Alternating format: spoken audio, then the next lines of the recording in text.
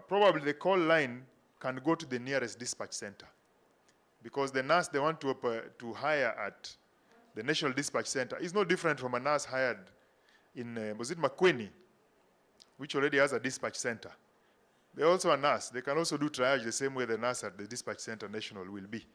So probably a number that takes your line to the nearest dispatch center, and then decisions are made, or a collaborative between those two centers. Have I finished them?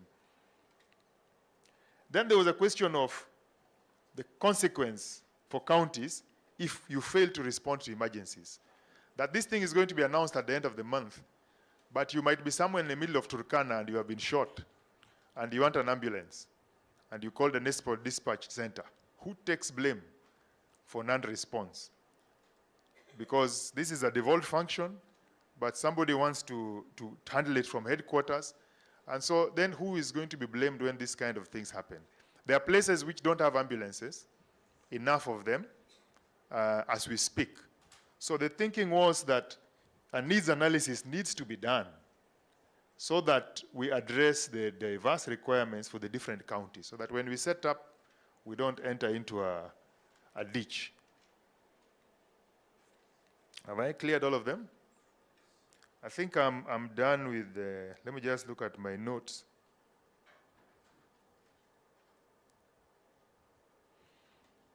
Yeah, I think there was a suggestion to see how to deal with county employees from SHA, separate, because no one is dealing with them. I think some few counties, we were told, have already done proposals. But it would be good if we can do one proposal so that the counties can be able to plug in, instead of having 47 different proposals being sent to SHA on how to manage their monies.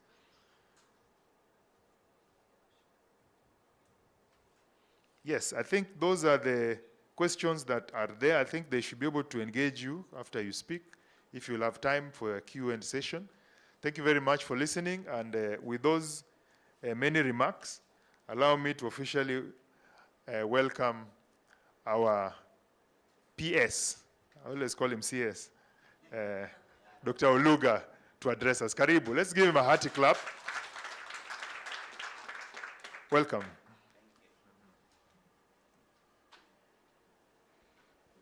Thank you so much.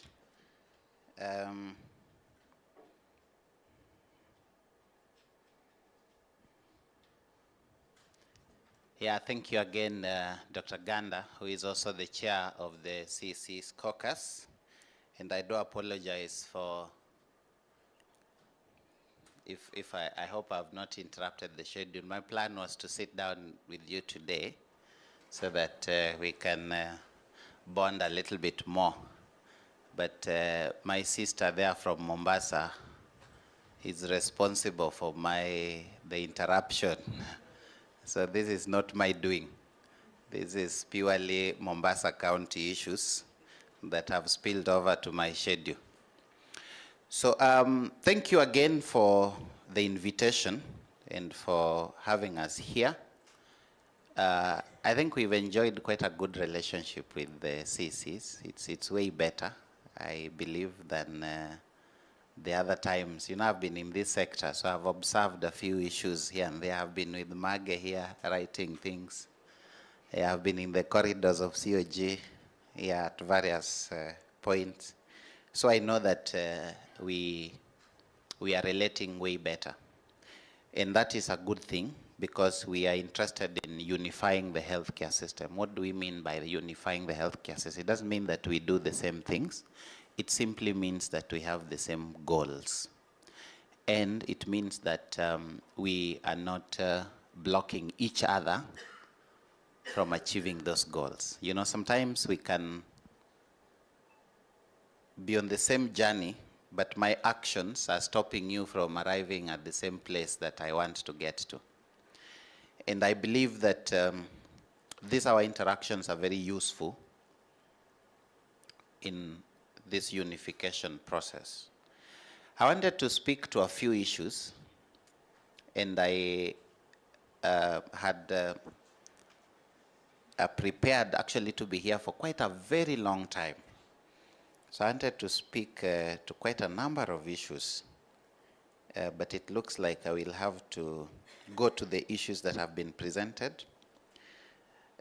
just on the UHC, I know that the council already met and there were discussions and there were agreements around the UHC staff. But two things still remain. One is we would like the CECs to help us with initiating the process so that the county public service boards could alter the contracts. The council agreed, and Katra, you should support me in this. The council agreed that we are going to pay the UHC staff as per SRC rates. True or false? And we at the Ministry of Health have the money. But the contracts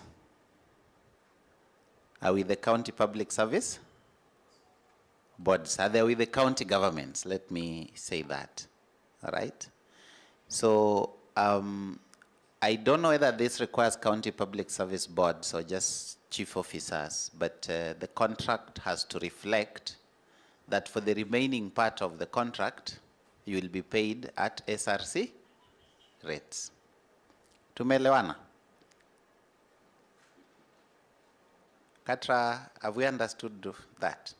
So that's the first thing that we require, so that we do not pay them at SRC rates, and then the contract does not reflect that, because as you know, in the country, that becomes a very huge audit query. Sasa tutasaidiana hapo ama I don't think that requires a council meeting, because the council already agreed that for the remaining part, we pay them on SRC rates. Mage, tuko sawa? Eh?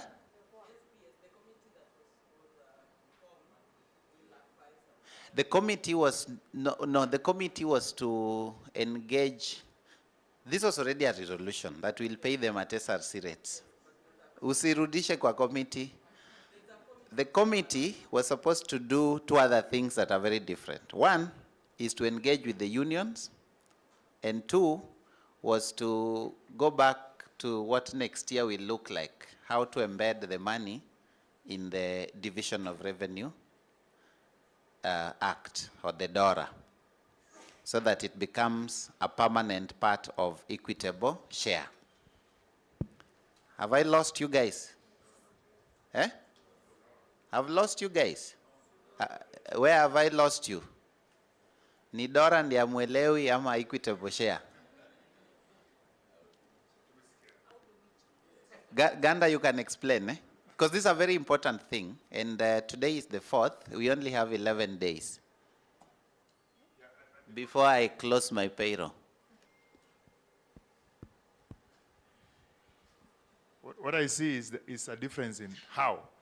But if has already been agreed that the SRC rates will be paid to these people, effective, I don't know when. When is effective?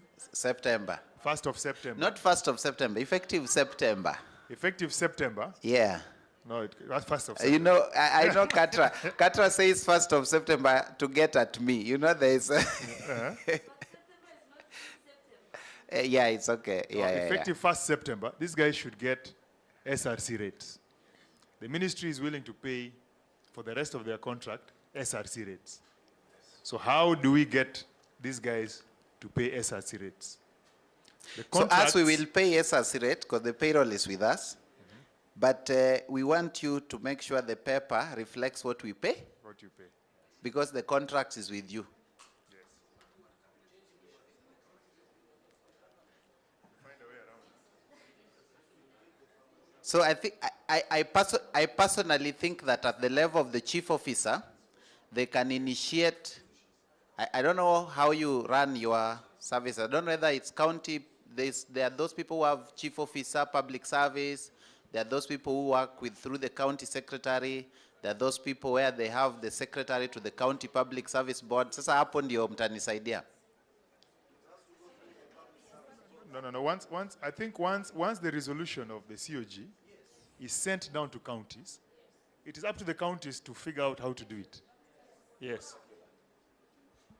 Thank you. I think because the payroll of these UHC staff resides at the Ministry of Health, the procedures are the accounting officer, that is you, the PS Medical Services, writes to the county government through the CoG, indicating your intention to start paying that rate from 1st of September, and that you are requesting, or in fact instructing, that the counties enable the public service boards to alter the contract to read ABCD, so that the county public service boards have a basis to do the alteration of the contract. Thank you. Do we agree we do that? Thank you. Sasa watu wangu muandike hiyo barua ifike leo. So that's the first thing. The second thing on the UHC staff is that we agreed, and there, this one I also want you to help me, that wale ambao wako kazi ndio tuanze nao. Are we okay? Okay, now, there is a form that we did send through the Council of Governors to check those who are on duty versus those who are not on duty. We are yet to receive that feedback. No, just recently, 21st of August, when I met with you guys. Many of you have submitted. And there is a clear indication that hawa wako kazi na hawa wako kazi. Okay. Oh, not direct to me. So I have to talk to Mage nicely, or Katra. Katra, who do I talk to nicely? Because I need this data very, very fast. What happened? There is a new template that was shared and forwarded to the... Yes.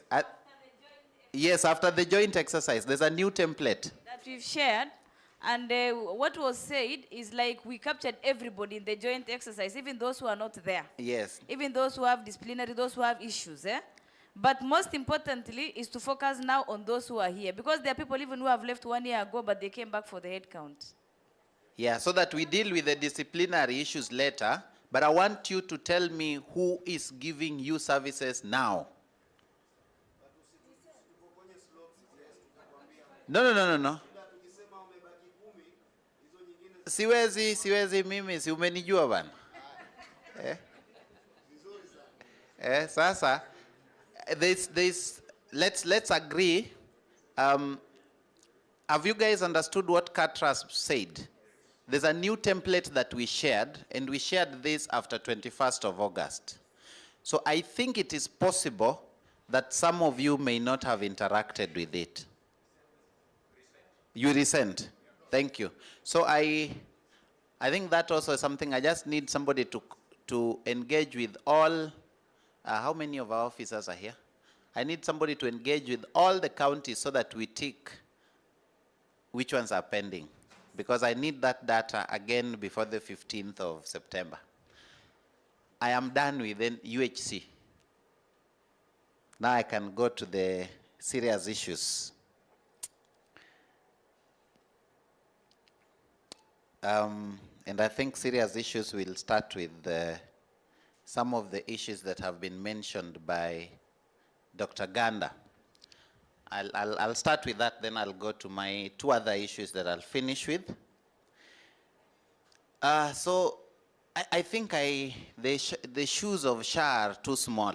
I think I can stand on them. SHA is an institution under the State Department Medical Services, and I account for all their actions. So I can address a number of the issues. But the first thing I'll talk about is that we have not achieved what we call institutional maturity. For those of you that have studied organizational development, there is the stages of maturity of organizations. This institution is just 9 months old, and I am here talking to government. Sinukweli. And we can separate wheat from chaff. Where wheat is the chaff is the politics, and wheat is the professional, technical position. And so the professional technical position, for those of you who have studied organizational development, is that we have not achieved what? Maturity. Tunaelewana? So maturity of organization starts slowly. This institution is now I think 11 months old. We are celebrating our 1 year in October. So institutions are still developing, which means that the institution itself, forget about what it is supposed to do. The institution itself is still forming, the forming of organizations. But that is for me, that's not for you. Now for you, it's about what the institution does.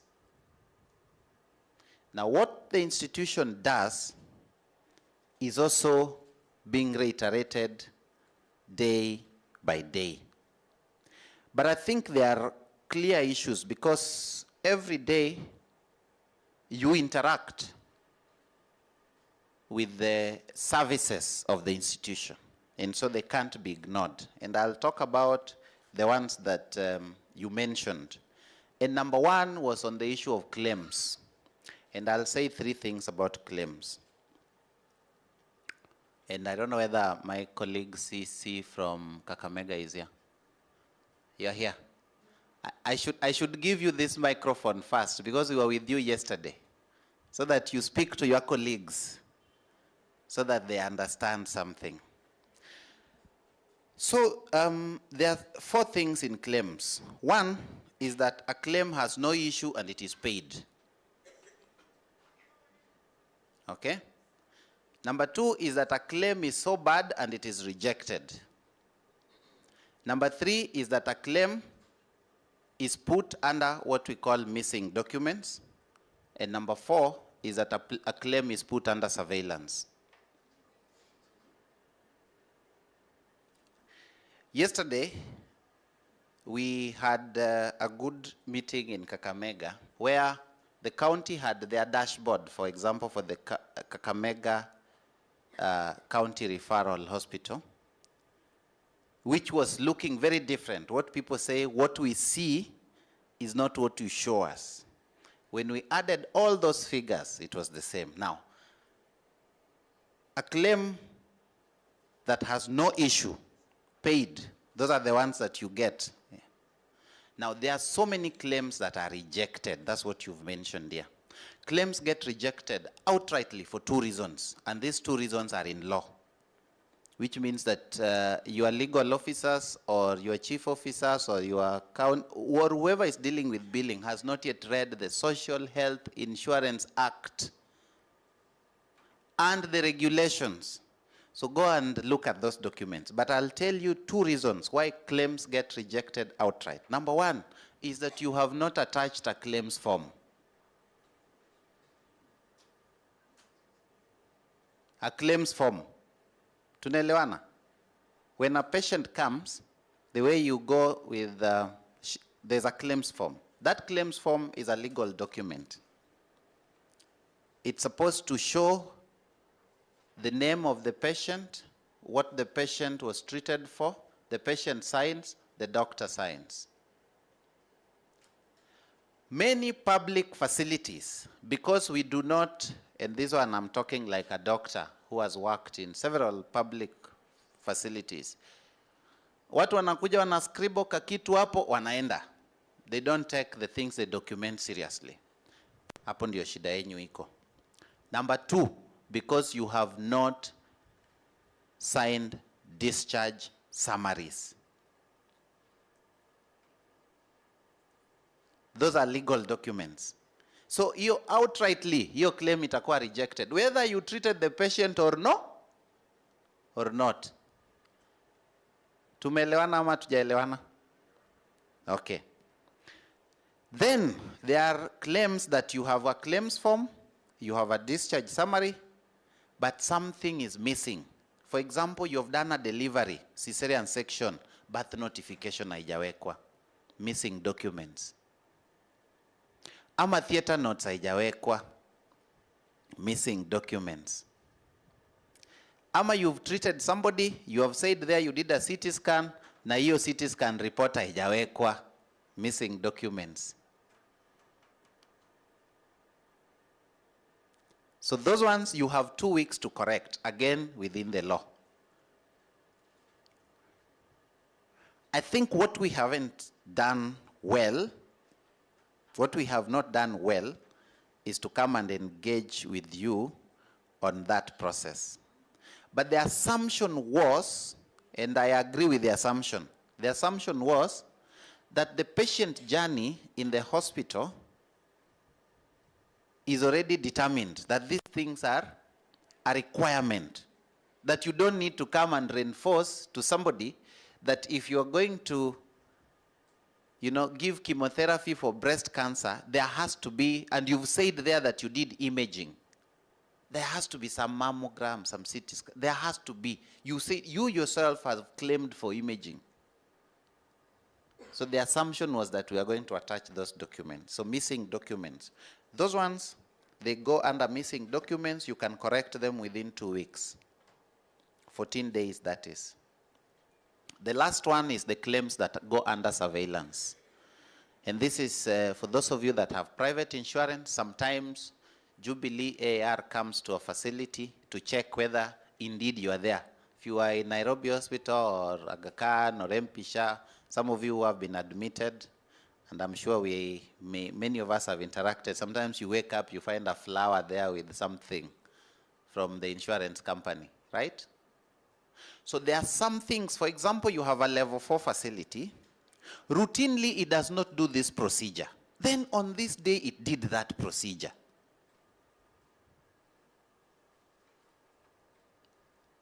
Tunaelewana? Okay? So that procedure may not be very common in that level 4 facility. Then you find that, let's say Coast General where I am, they do a lot of percutaneous coronary, the PCIs, a lot of them. Then you find this day, they did a pacemaker. So we are not saying that they didn't do it, but inawekwa hapa, wacha tuangalie surveillance. Now, those 3 sometimes are responsible for why you have not been paid.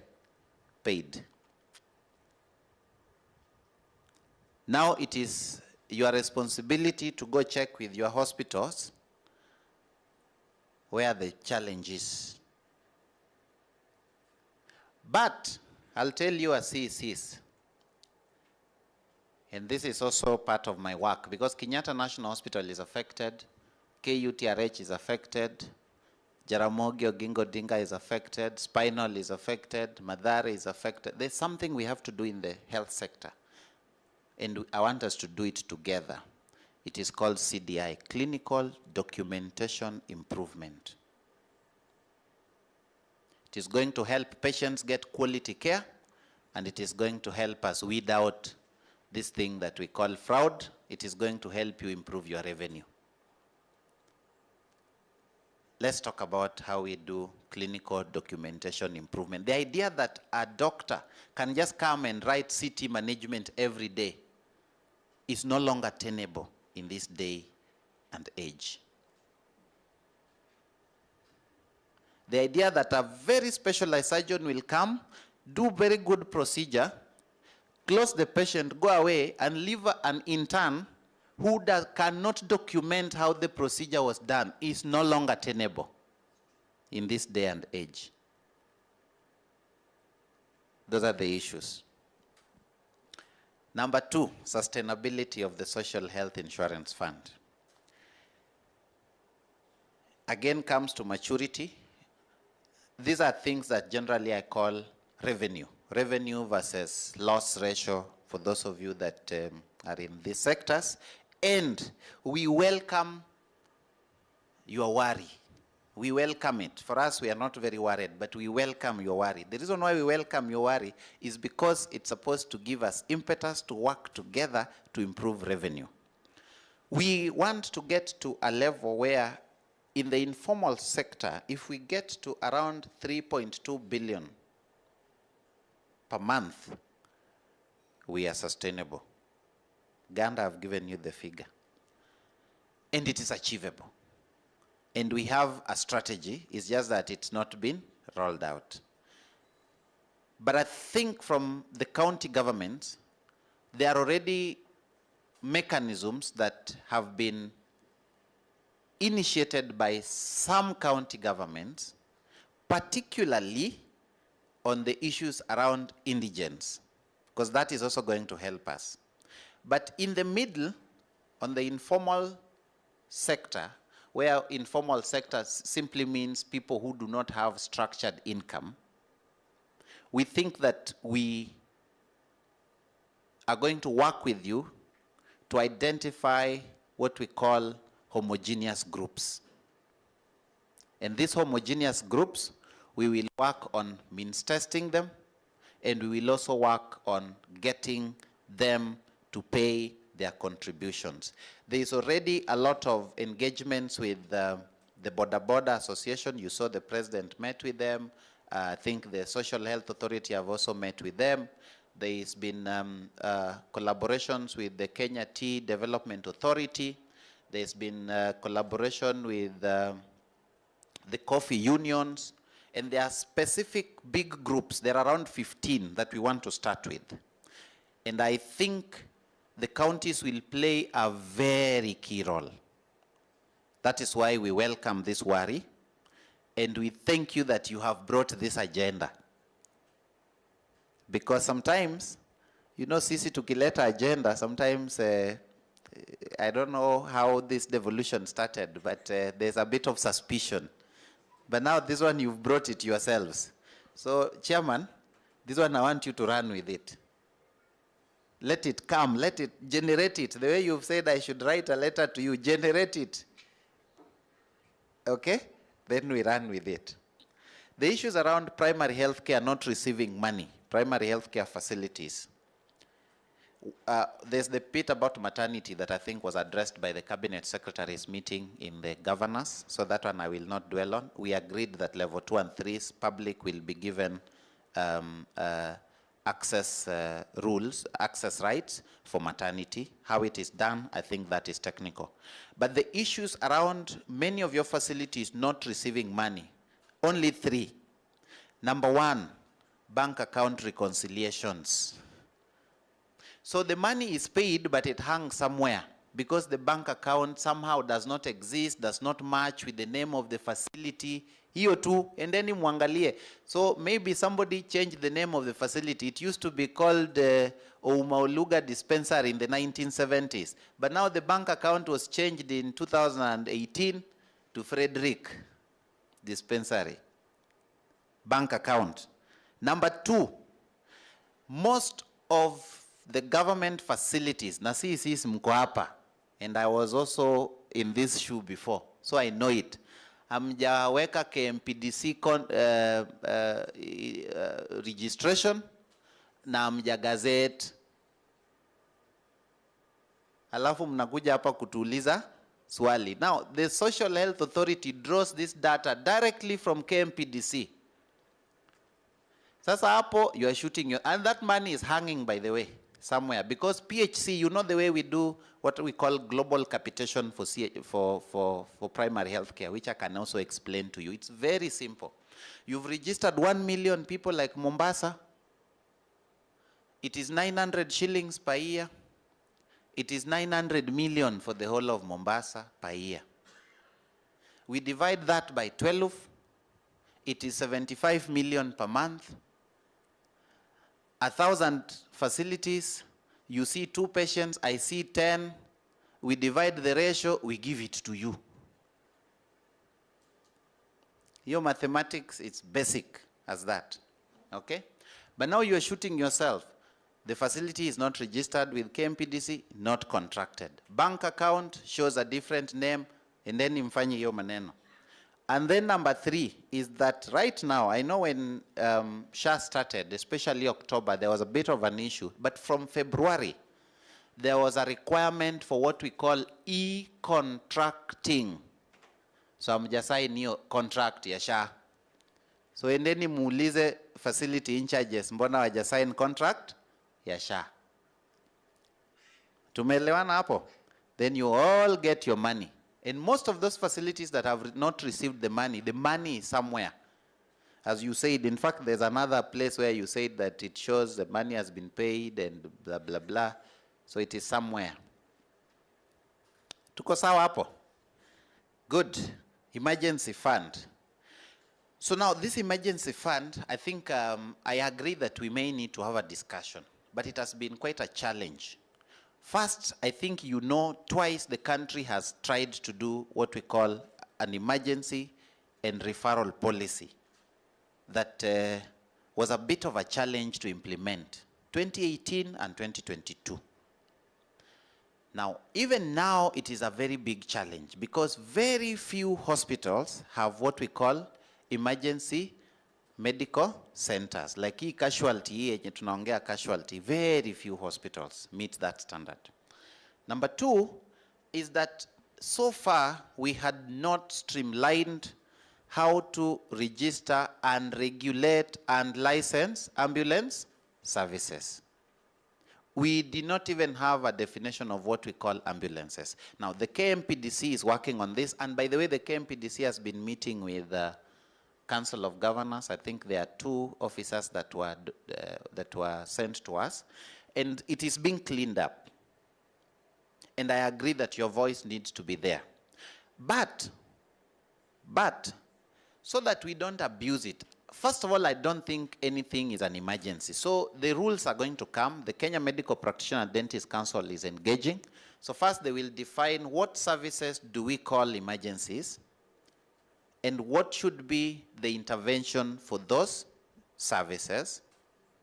And then that intervention will determine which facilities will be contracted and which ambulances. But for us, what is very simple, KEBS already has a standard for the vehicle. Kenya Bureau of Standards. Already they have a standard for the vehicle, what we call the ambulance. What we don't have a standard for is the service, the ambulance service. So we'll marry the two, and there's a very clear criteria of how that will be done. I do not want to preempt that because stakeholder engagement is yet to be done. So I agree with you, Ganda, that there will be a bit of stakeholder engagement. It's just that we don't have much time. We are very grateful that as part of this fund, I think we have around 600 million under SHA. It may be extended because we had 8 billion from Parliament appropriation. So that is something that you may need to be aware about. You've talked about ambulance dispatch centers, so I will answer that as I'm talking about this. So the way this will work, or the way we think it should work, is that it should work the way Uber works. So the Communication Authority has already dedicated the number 999 for this service, for ambulance service. Now, the suggestions can come, but the way we think the system should work is that every vehicle should have a tracker. Every vehicle should have equipment that have been ascertained, staff. So this staff, there's the professional staff, the nurse, the doctor, the clinical officer. Then there's the paramedic. Then there's the EMT. And then there is the driver. So all of these people should be registered. Now, this vehicle, when it has a tracker, it will be placed somewhere. That means it is visible within the system where it is. And you can tell whether it is engaged or not engaged.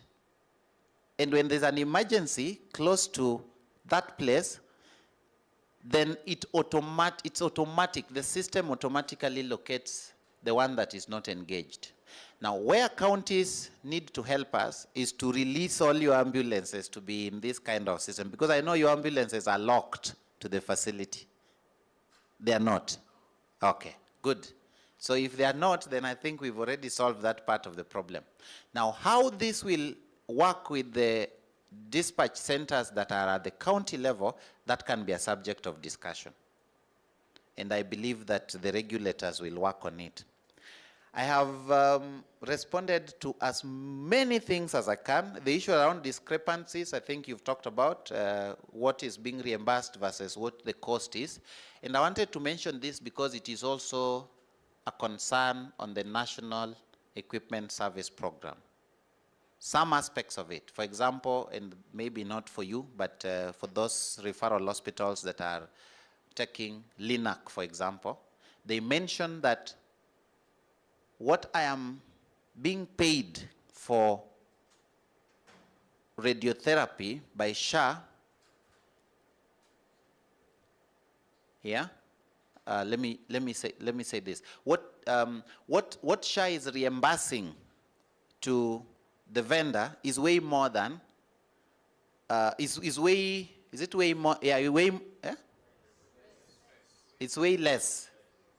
Like, oh yeah, way less, yeah. Like this one, it's costing 10,000 and they are investing 5,000. Yes, and it's the same as some services in the NESP. And I wanted to mention 3 things around there. And you know, CECs, it is our time to change this healthcare. There are 3 things that are very important in how these services are designed. Number 1, they are designed to be catalysts.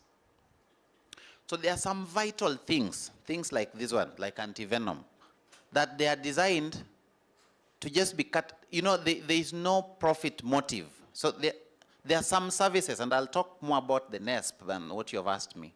There are some services that are important in anchoring your facilities to be at the same level and to catalyze something else.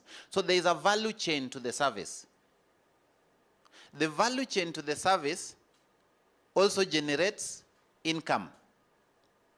And so if you look at things from an isolated perspective, then you miss the whole point. And I wanted to mention this because I've talked to Kenyatta National Hospital and our referral hospitals. For example, if you say that I'm not taking the LINAC machine, yeah, it means that then you don't have oncology services. But when you take the LINAC machine, there are so many things in the value chain of offering cancer care that you are also claiming for. Some of them like surgery, for example. And your investment for surgery is way less than the reimbursements. So you look at the value, and then you look at, do I want to use this to catalyze my services? The second thing is that you can also use it for what we call initial investment. Today, because of our issues on the physical space, to get 300 million to invest up front is not very easy. But you can say that I can start this service, get other things. Within another 5 or 7 years, you may have the money to invest. And then for those of you that do training and research, there is also a lot of opportunity for that. Universities, to run programs. And so I think the thinking is endless. So we cannot narrow our, in my opinion, mindset to say that I'm being paid such a little money about this, I'm not going to give this service. You should think, what else can I do? You have 10,000 diabetic patients in your county. What else can you do? So we think that these are some of the reasons that we should be put, especially to leadership and governance in this difficult space of money, so that you make informed choices. And I think that is what I wanted to say there. But on this one specifically of KEMSA, that's the best answer that I can find, because we've had these discussions, particularly with my referral hospitals, on the issues around NESP. That forms the